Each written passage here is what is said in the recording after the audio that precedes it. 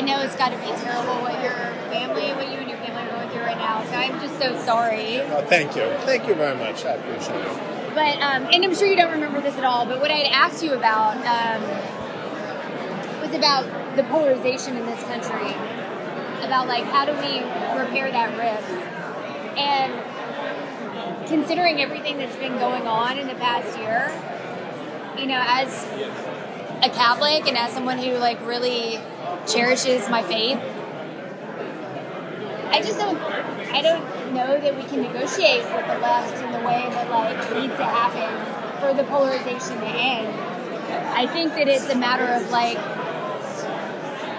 winning. I think you're probably right. I think one side or the other is going to win. I don't know. I mean, there can be a way of working, a way of living together peacefully, but it's difficult, you know, because there are differences on fundamental things that really can't be compromised. You know, it really can't be compromised. So it's not like we're going to split the difference. And that's what I'm saying. I think that the solution really is like winning the moral argument. Like, people in this country who believe in God have got to keep fighting for that, to return our country to a place of godliness. Oh, I agree with you. Because we look at, like, the decline of our society, the decline of the nuclear family, and liberals, I just feel like, want to see that happen and proliferate. And there it is. That was a secret recording of Supreme Court Justice Samuel Alito that was taped by the Undercurrent's Lauren Windsor. She was posing as a Christian Republican when in fact Lauren is a liberal activist known for recording Republicans saying the quiet part out loud. Now, first of all, there was no doubt here, but Alito clearly defines himself as being on the right by agreeing with Lauren when she claims that it's no longer possible to negotiate with anyone on the left, to which Alito agrees, saying, "I think you're right." Again, the notion that Alito was not on the right is like not understanding that the sun is hot, but to hear him say it out loud and eliminate any pretense really does put any plausible deniability that he might have had to rest. But worse than that, after planting himself firmly on the right, he confirms that there's no room for reconciliation between the left and right, and that one side has to win, and that there can be no compromise because, as he says, you're not going to split the difference. And so, in effect, what we have here is a Supreme Court justice making it clear that he is fighting on behalf of Republicans, and that his worldview is that there likely will be no compromise, and that his side has to win. The notion that this person is making nonpartisan decisions in the eyes of the law and not in the best interest of his political party is an absolute joke. If Samuel Alito wasn't wearing a robe, he would be indistinguishable from Jim Jordan or James Comer. He then agrees with Lauren that the country needs to return to a place of godliness. Now, I want to be clear. It is not the Supreme Court's job to restore godliness to the U.S. A Supreme Court judge is not a preacher, he's not a pastor, the court is not a church. We are not here to be proselytized or baptized. They are there to interpret the laws. And if anyone should know or respect the separation of church and state, it is quite literally a judge on the highest court in the land. The fact that he doesn't shows how irreparably broken the court is with people like Alito sitting on it. In fact, even John Roberts rejected the premise of Lauren's statement when she made a similar claim to him. I did want to ask you, like, specifically, like, with everything that's going on right now, it just, you know, it's a very tumultuous time in the country, and I'm just curious, like, from your perspective on the court, like, how do we start to repair the polarization? I mean, the first thing I think is to tell me when the non-tumultuous time has been here. I mean, you look at the court, what the court was doing in the 60s, what the court was doing during the New Deal, what the court was doing, after Dred Scott and all this. It's kind of a regular thing. People think it's so different and special. It's been pretty tumultuous for a long time. So you think this is a normal period? I don't know if it's normal. I mean, since I've been here 20 years, there have been quieter times. But the idea that the court is in the middle of a lot of tumultuous stuff going on, that's nothing new. I guess I wouldn't say that it's not like it's an innovative thing. It's not new. I guess I really feel like we're at a point in our country where the polarization is so extreme that it might be irreparable. Oh, I don't think that. I think polarization extreme is like the Civil War. We did that during Vietnam. People were getting killed in I was there in Vietnam. This is all right. I mean, it's not all right, but it's not like it's as dramatically different people is. It's a common thing. People with their own perspective think this is so extraordinary. I don't know.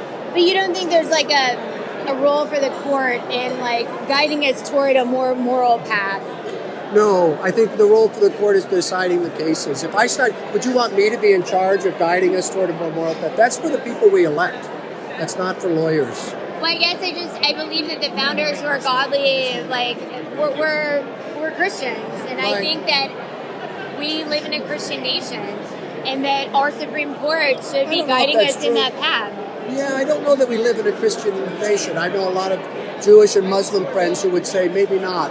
And it's not our job to do that. It's our job to decide the cases as best we can. Well, it's a much more modest job than other people have. I don't want to monopolize your time. I really appreciate you taking the time. Not at all. Thank you so much. At a bare minimum, Roberts recognizes that the United States is not a Christian theocratic nation, at least not by design, despite the best efforts of his colleagues on the court.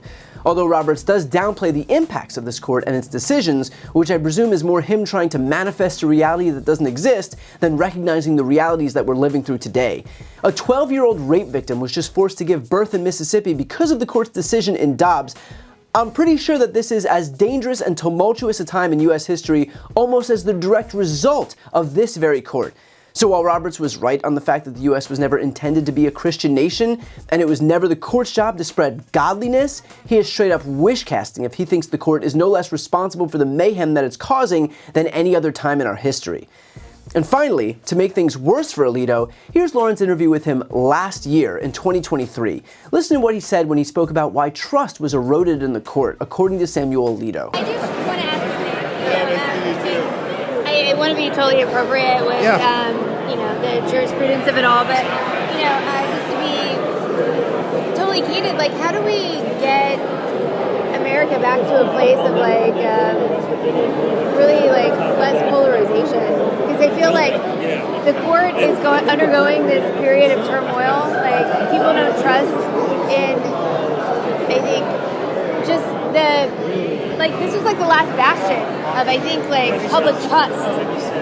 And, how do we get back to that? I wish I knew. I don't know. It's easy to blame the media, but I do blame them because they do nothing but criticize us. And so they have really eroded trust in the court. I don't know. I really don't know. I mean, ordinary people, ordinary isn't the right word. American citizens in general need to work on this to try to heal this polarization because it's very dangerous. I do believe it's very dangerous. I think it's taking us to the brink of, a very serious and perhaps non-repairable rifts in the country. And I, for one, am someone I support your ruling on Dobbs. I support, I am very pro-life, but I don't know how we bridge that gap. How do we get people... I wish I knew. I wish I knew. I don't know. It's not... I don't think it's something we can do. Ah, yes, it's the media's fault that trust has eroded in the court, says the Supreme Court Justice, who aligns himself squarely with one political party and says that his party has to win, that there's no compromise with the left, and that his job as a judge is to spread godliness. Sure, let's blame the New York Times and MSNBC for that. Got it. And look, if you've watched my videos, you know that I'll be the first one to criticize how the media has both sides of this country into its current state of disrepair. But I want to be clear, the media's inability to hold Republicans to account is an entirely separate issue from those Republicans themselves, like Samuel Alito, perverting their roles in government to remake the nation in the mold of their Christo-fascist fever dreams. Samuel Alito blaming the media is like a bank robber blaming the getaway car drivers for putting pedestrians at risk. All of which is to say, remember this in November. This is what is on the ballot. The next president will name at least one Supreme Court justice. If it's Trump or any Republican, he'll replace both Alito and Thomas, cementing Republican rule on the court for a generation. You may not love Biden, you may be unhappy with how he's presided over Gaza and Israel, over inflation, over housing, you name it, but this is a bigger issue than Joe Biden. This is privacy rights for the rest of our lives. This is the right to contraception for the rest of our lives. This is abortion rights for the rest of our lives. This is the difference between democracy and a theocracy for the rest of our lives. When we say this will be the most important election of our lifetimes, what we heard from Samuel Alito puts on full display exactly why that is unequivocally true. I've got a really exciting announcement. I've written a book. It's called Shameless. This book explores how Republicans have exploited their historical branding while attacking our democracy, how the media has proven itself a willful participant, and how Democrats can learn from this to rebalance the political scales and save our democracy. It has been a lifelong dream of mine to write my own book, and so I'd like to ask you to pre-order it by clicking the link right here on the screen. And if you buy within this pre-order period, your book is going to come with a signed nameplate. As you know, I've never had a single sponsor on my channel. I don't ask for money or anything like that, but if you're looking for a way to support me, this is hands down the best way to do it. So again, follow the link right here on the screen, and thank you from the bottom of my heart for pre-ordering Shameless. And as always, make sure to subscribe to see more of my content.